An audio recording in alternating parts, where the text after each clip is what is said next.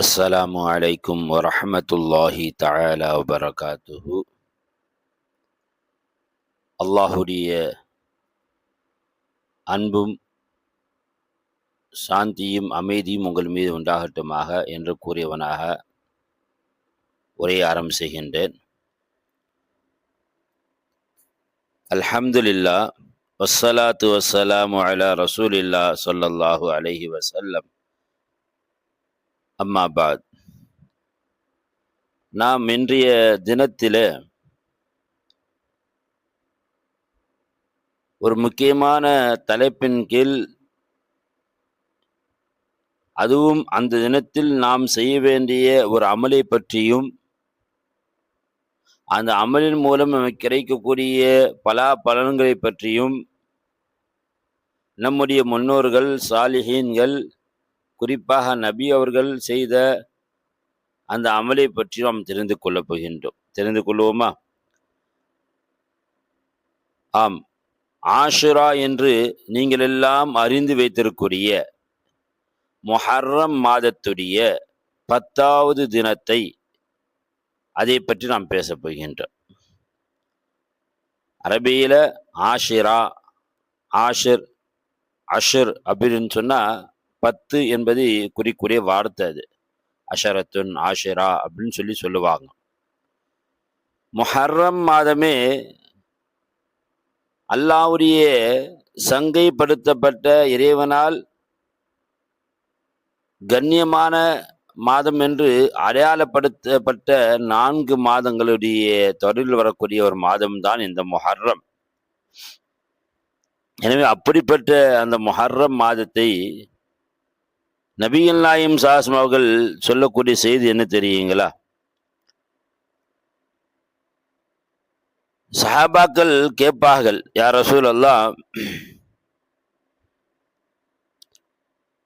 நபி ஸல்லல்லாஹு அவர்கள் சொல்லக்கூடிய செய்தி, ஃபர்லான தொழுகைக்கு பிறகு உள்ள தொழுகையில் சிறந்த தொழுகை ஸலாத்துல் லைல் என்று சொல்லக்கூடிய இரவு நேர தொழுகை, தஹஜ்ஜத் தொழுகை.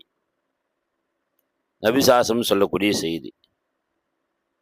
அஃலலு சியாம் பாத ரமலான் ஷஹருல்லாஹில் முஹர்ரம். ரமலான் காலத்துடைய நோன்புகளுக்கு பிறகு நோன்பிலேயே சிறந்த நோன்பு எது தெரியுமா என்று நபி ஸல்லல்லாஹு கேட்டு சொல்வார்கள், ஷஹருல்லாஹில் முஹர்ரம்.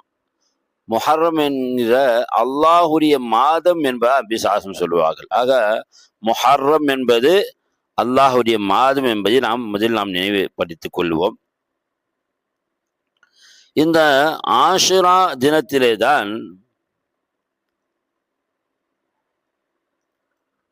நோன்பு என்ற ஒரு அமல் ரமலானுக்கு முன்னதாகவே நபி அவர்களாலும் சஹாபாக்களாலும் வலிமையாக அது கடைபிடிக்கப்பட்டது என்பதை நாம் வரலாற்றின் மூலம் நாம் அறிந்து கொள்கின்றோம்.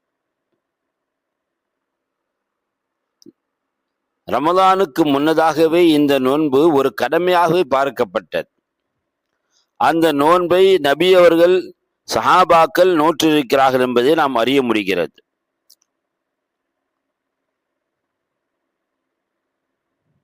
ஒரு ஹதீஸில், புகாரி கிதாபிலே பதிவு செய்யப்படக்கூடிய ஹதீஸ், ஆஷுராவுடைய இந்த நாள், ஆஷுரா என்னும் இந்த நாளையும் ரமலான் என்னும் இந்த மாதத்தையும் தவிர எதையும் ஏனையவற்றை விட சிறப்பித்து தேர்ந்தெடுத்து நபி ஸல்லல்லாஹு அவர்கள் நோன்பு நோற்பதை நான் பார்த்ததில்லை என்பதாக சொல்லக்கூடிய செய்தியை பார்க்க முடிகிறது. நபிகள் நாயகம் ஸல்லல்லாஹு அவர்கள் நோன்பு நோற்பதற்கென்று தேர்ந்தெடுக்கக்கூடிய மாதம் என்ன? முதலாவது ரமலான். அடுத்தபடியா என்ன தெரியுமா? நீங்கள் எவ்வளவு நோன்புகளை பற்றி கேள்விப்பட்டிருப்பீர்கள் அல்லவா? ஆனால் நபிகள் நாயகம் ஸல்லல்லாஹு அவர்கள் ரமலானுக்கு அடுத்த இடத்துல ஆஷுராவுடைய நோன்பை தான் நபி ஸல்லல்லாஹு அவர்கள் முக்கியத்துவம் கொடுத்திருக்கிறார்கள் என்பதன் மூலம் விளங்க முடிகிறது. அது இந்த ஆஷுரா நோன்பு எப்போது நமக்கு கொடுக்கப்பட்டது, எப்படி கடைபிடிக்கப்பட்டது என்பதை நாம் தெரிந்து கொள்வோமா? சில ஹதீஸ்களை பார்க்கும் பொழுது, சில வரலாற்றில் குறிப்பில மக்கா குறைஷிகளே நோன்பு நோற்றிருந்தார்கள் என்பதாகத்தான் நாம் பார்க்க முடிகிறது. என்றாலும் கூட அதிகப்படியாக ஹதீஸ்ல நபி ஸல்லல்லாஹு அவர்கள் மதீனாவுக்கு வந்த தருணத்தில் நபிகள் நாயகம் அவர்கள் ஹிஜ்ரத் செய்து முடித்து மதினாவுக்கு வந்த சமயத்தில் சென்ற தலைப்பின் ஹிஜ்ரத்தை பற்றி நாம் பேச இருக்கிறோம்.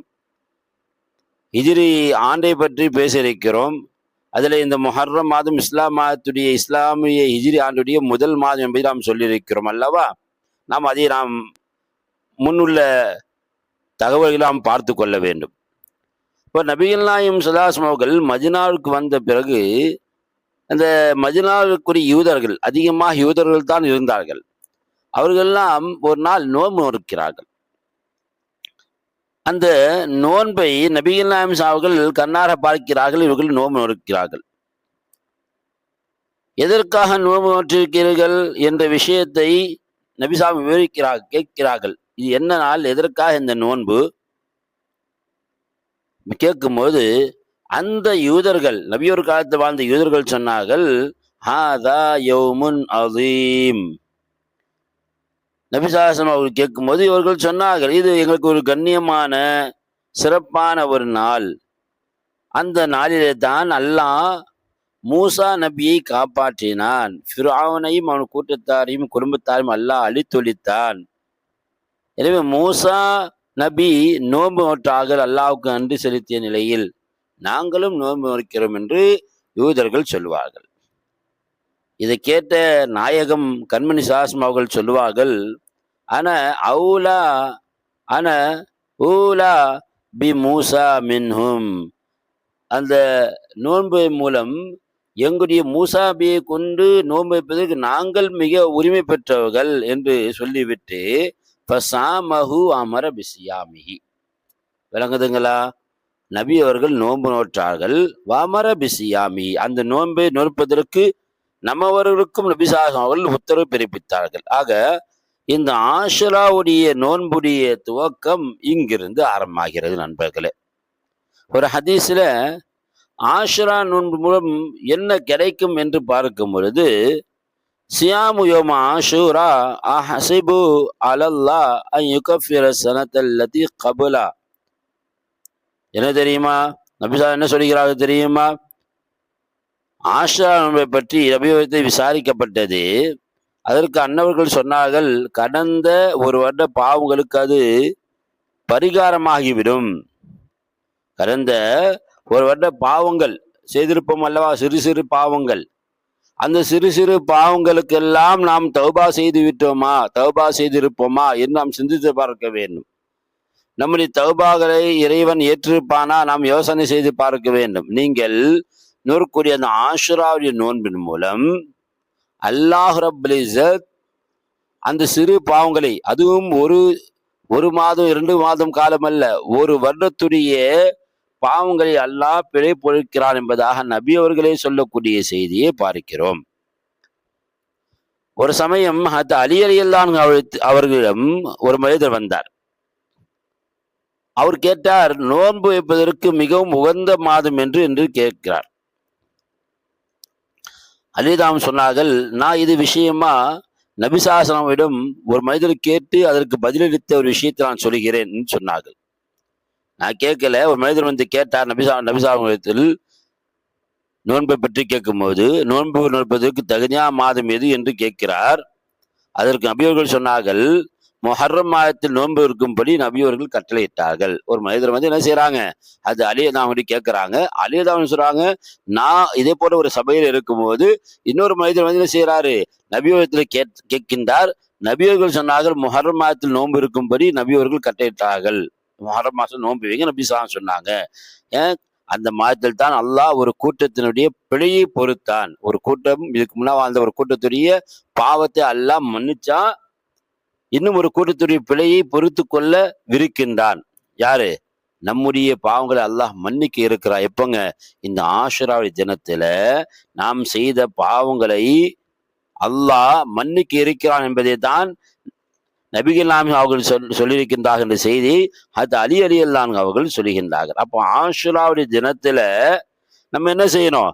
நோன்பு நோற்பதற்குரிய நிலைக்கு நாம் தயாராகிவிட வேண்டும். ஒரு ஹதீஸ்ல அல் ஹக்கம் இப்னு அரஜ் என்ற ஒரு தாபி அவர் கேட்கிறார், இப்னு அப்பாஸ் அவங்க கிட்ட கேட்கிறார். இப்னு அப்பாஸ் ரலியல்லாஹு என்ன செய்றாங்க, ஜம்சம் கிணத்துக்கு அருகாமையில தன்னுடைய மேல் துண்டை தலையனா வச்சு கொஞ்சம் சாய்ந்து இருக்கிறாங்க. அவர் கேட்கிறார், எனக்கு ஆஷ்ரா பத்தி கொஞ்சம் சொல்லுங்களேன் அப்படின்னு கேட்கிறார். இப்னு அப்பாஸ் ரலியல்லாஹு சொன்னாங்களா, முஹர்ரம் மாதம் பிறந்தவுடனே முதல் பிறையை நீ கண்டவுடன் என்ன செய்யணும், அதை எண்ணிக்கை கொள்வீராக, நாளை கணக்கு வச்சுக்க. 9ஆம் நாள் காலையில் நீர் நோன்பாளியாக இருப்பீராக என்று சொன்னார்கள். உடனே அவர் கேட்டாரு, நபி ஸல்லல்லாஹு அவர்கள் இப்படிதான் நோன்பு வச்சிருக்காங்களா கேட்கும்போது இப்னு அப்பாஸ் சொன்னாங்களா, ஆமா என்று சொன்ன செய்தியை சஹீஹ் முஸ்லிம் என்ற ஹதீஸ் கிதாப் பதிவு செய்யப்படுகிறது. இந்த ஹதீஸ் நமக்கு சொல்லக்கூடிய செய்தி என்ன தெரியுங்களா, ஆஷுராவுடைய நோன்பு. ஆஷுரான்னு சொன்னாங்க 10வது நாள்னு சொல்லியிருக்கிறேன். இங்க இப்னு அப்பாஸ் என்ன சொல்றாங்க, 9வது நாள். 9வது நாள் நோன்பு நோற்பதை பற்றி இப்னு அப்பாஸ் சொல்லுகின்றார்கள். இதுல என்ன விஷயம் தெரியுங்களா, அதாவது ஒரு சமயம் சஹாபாக்கெல்லாம் சொல்றாங்க, யா ரசூலல்லாஹ், இந்த நாள் இருக்க, இந்த நாளை யூதர்களும் கண்ணியப்படுத்துறாங்களே, நாமும் நோன்பு வைக்கிறோம், அவங்களும் நோன்பு வைக்கிறாங்க, அவர்களும் கண்ணியப்படுத்துகிறார்களே என்று என்ன செய்யறாங்க, சஹாபாக்கள் நபி ஸல்லல்லாஹு அலைஹி கேட்கிறாங்க. யூதர்களும் கிறிஸ்தவர்களும் கண்ணியப்படுத்துறாங்க, நாமும் கண்ணியப்படுத்துறோம், நீங்க யூதர்களுக்கு கிறிஸ்தவர்களுக்கு மாற்றமா நடங்க என்பதா பல சமயம் சொல்லியிருக்கீங்க என்ற அர்த்தத்துல அவர் கேட்கிறாங்க.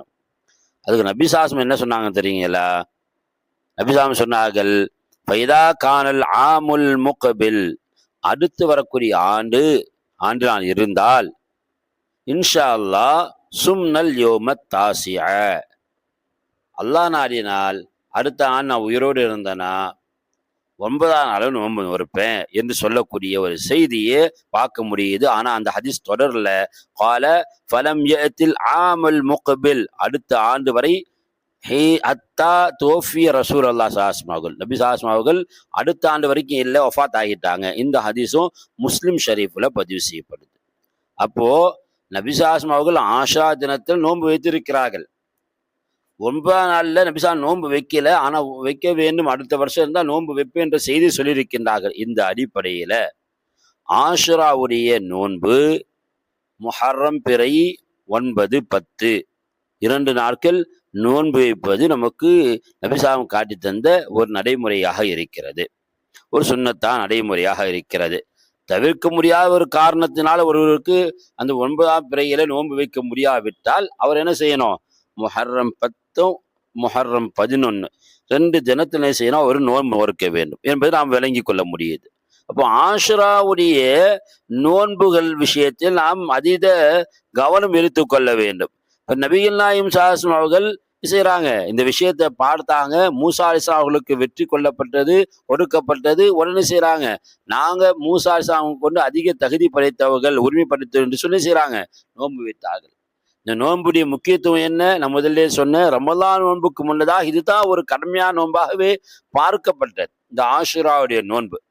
நபி ஸல்லல்லாஹு சொல்லுவாங்க, அந்த ஆஷா தினத்துல அந்த மதீனா ஊருக்குள்ள என்ன செய்வாங்க, மக்கள் ஆள் அனுப்பி என்ன செய்வாங்க, அறிவிப்பு செய்ய சொல்லுவாங்களாம், யாராவது இன்று காலையில எழுந்த நிலையில யாராவது நோன்பு இல்லாத நிலையில் இருந்தால் அவர் நோன்பாளையாகவே தொடரட்டும்.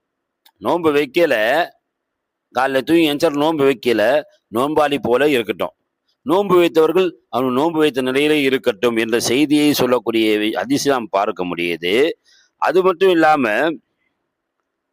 அந்த ஹதீஸ் இருக்கின்றது புகாரில பதிவு செய்யப்பட்ட ஹதீஸ். எப்படி வருதுன்னா, யார் காலையில் நோன்பு நோற்கான நிலையில் எழுந்தாரோ அவர் மீதமுள்ள பகல் நேரம் முழுவதும் நோன்பு நோற்றவரை போல் ஆகியிருக்கட்டும்.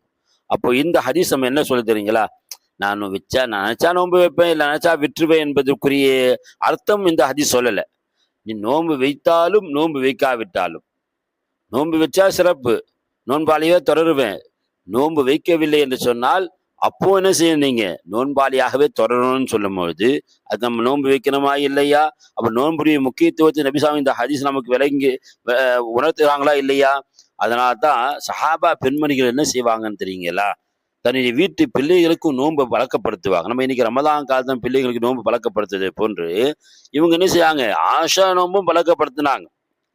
ஹதீஸ்ல வருது, நபி ஸல்லல்லாஹு இப்படி அறிவிப்பு செய்ய சொன்ன பிறகு, நாங்கள் ஆஷா தினத்தில் நோன்பு நோன்புறாகவும் எங்களுடைய சிறு பிள்ளையை நோன்புக்கு செய்யலாம் ஆகியிருந்தோம்.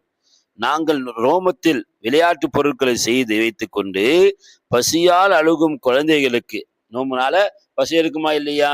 இப்ப குழந்தைங்களுக்கு, அந்த குழந்தை பசியால் அழுகக்கூடிய குழந்தைகளுக்கு என்ன செய்வோம்? அந்த விளையாட்டு சாமான் கொடுத்து செய்வோம், அந்த பிள்ளைங்க விளையாட்டு காட்டுவோம். நோன்பு திறக்கிற வரைக்கும் நாங்கள் இதுதான் செஞ்சிருப்போம்னு சொல்லி புகாரியில இந்த ஹதீஸ் பதிவு செய்யப்பட்டது நண்பர்களை. அப்போ நாம் செஞ்சுட்டு பார்க்கணும். அப்புறம்தான் நபிசாசம் மகனும் செஞ்சிருக்கிறாங்க, நோன்பு நோற்றிருக்கிறார்கள். அப்போ ஆஷுராடி நோன்பு நாம் என்ன செய்ய போறோம்? இன்ஷா அல்லாஹ் வரக்கூடிய வெள்ளிக்கிழமை இல்லாம அடுத்த வெள்ளி, முஹர்ரம் 10 நம்ம எப்போ ஆரம்பிக்க போகுது? வர வெள்ளிக்கிழமை இல்லாம அடுத்த வெள்ளிக்கிழமை முஹர்ரம் 10 ஆரம்பிக்க போகுது. அப்ப என்ன செய்யணும்? அதுக்கு முன்னதாக வியாழன் வெள்ளி இது நம்ம பிறை கணக்கு வைப்போம். இன்ஷா அல்லாஹ் நம்ம பிறை பார்ப்போம், இன்று பிறை பார்க்கணும்.